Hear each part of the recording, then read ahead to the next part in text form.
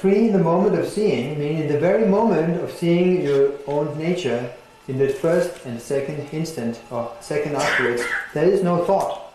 Thoughts have vanished. And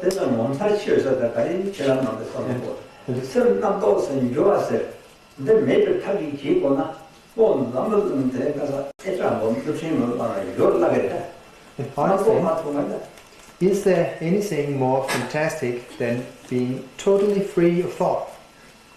But even though it's just that short, because there's nothing else in this world that can totally bring a halt to thinking. You can blow up nuclear bombs and so forth and use all different techniques, but nothing really stops thoughts. But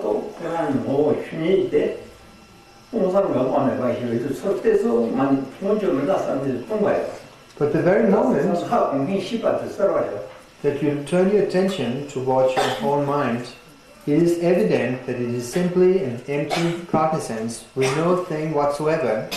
It's empty, and yet there is a seeing of that because mind is also cognizant. And these are a primordial, original unity, being empty and cognizant.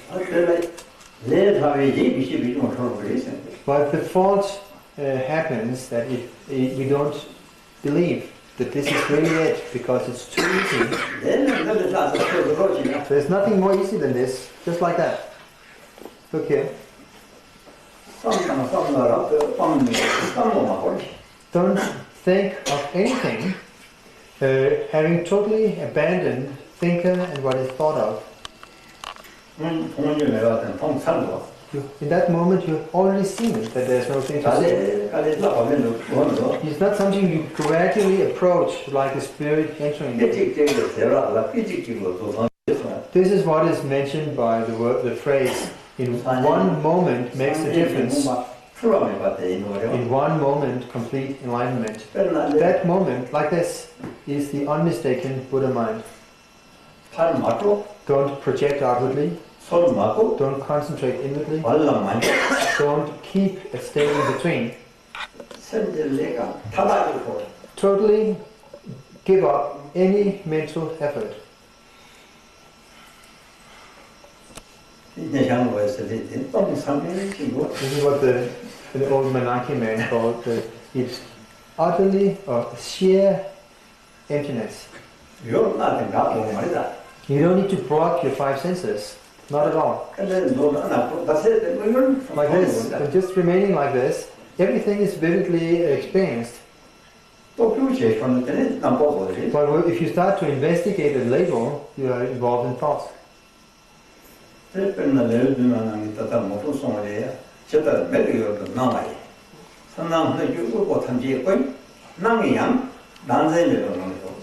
is what Brahmasambhava said in the sevenfold supplication.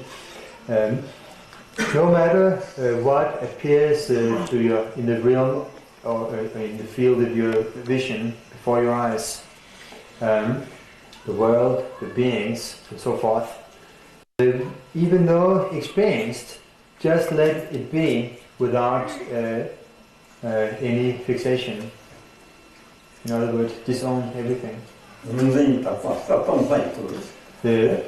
The dissolving of subject and object is the pure form of the deity. Whatever moves or occurs in the realm of your ears, any sound, all resounding, whether pleasant or unpleasant,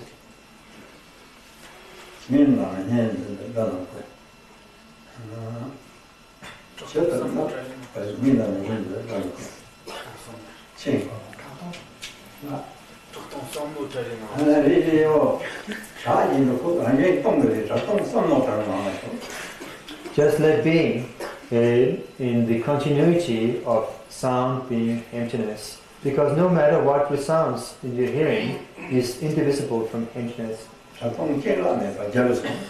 The empty resounding beyond arising and ceasing is the voice of the victorious ones.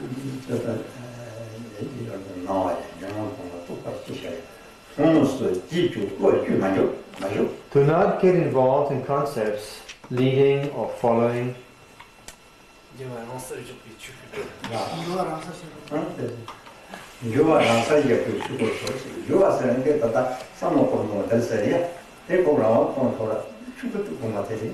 By leaving your thinking to itself, it dissolves naturally into Dhammakaya.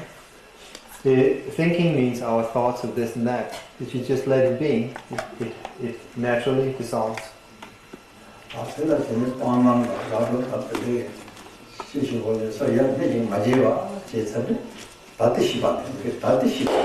So to your present wakefulness, if you don't do anything to it, accept or reject, hope or fear, then it's enough. That is sufficient.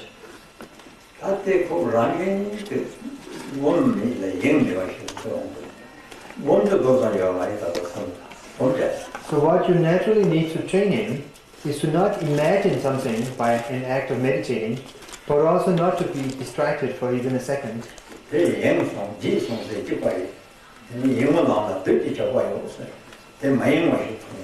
Being distracted is the same as forgetting, and it is said on the path of distraction, the demons lie in ambush. The moment you look towards and acknowledge empty cognizance, that is called having recognized. And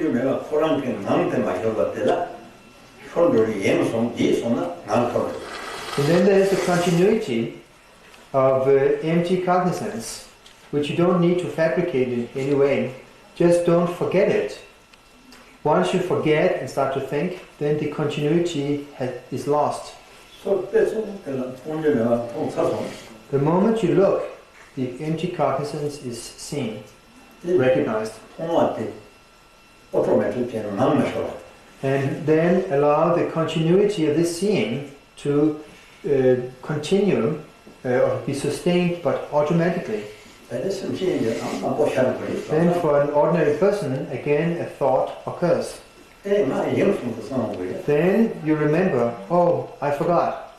Then again acknowledge or notice who forgot, and simply recognize again. And again you arrive back in the state of recognizing your natural face. That doesn't mean sitting and straining, trying not to be distracted. It's like ringing the bell once and the sound continues. It doesn't mean ringing the bell continuously. Once the continuity fades, that means we start forgetting. And we get involved in a thought. Then again we notice, oh, I forgot, I got carried away. And then, alright, then look towards, and again you are back in recognizing. And again there's a natural stability in a continuous state of empty cognizance. We need to train in that short moments many times.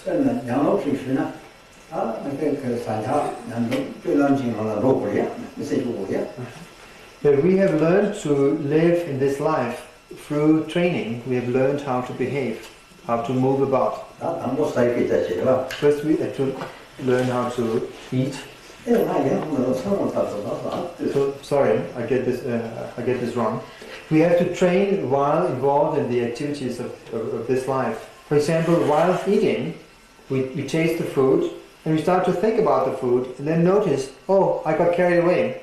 Again recognize while eating. In that moment, you arrive back vividly in the state of the essence. Then you forget again. It gets lost. Then you, while walking about, moving in your room, you can still recognize the Buddha nature. When you lie down to sleep, if you're diligent, also recognize again.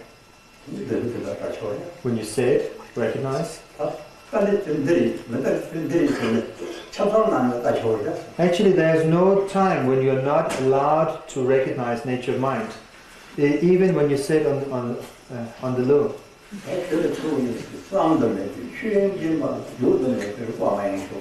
It is said like this: in the naked state of Dhamma Dhatu, which is unimaginable, relax the ineffable state of awareness. If a thought occurs, it arises from yourself and dissolves back into yourself. If any thought that occurs is your own expression, comes out of your own essence. It is only when forgetting the essence that the expression takes the form of a thought. But the moment you recognize your own expression, which arises out of yourself, dissolves back into yourself, meaning into the expanse of the essence. This is what we need to train in, to become used to. There's no other meditation, object or act apart from that. As much as death mode even. But if we forget, get distracted, we are involved in thoughts. So please train in this. That is the practice. This is what the Buddha taught in the past. And today, he has nothing to say besides this.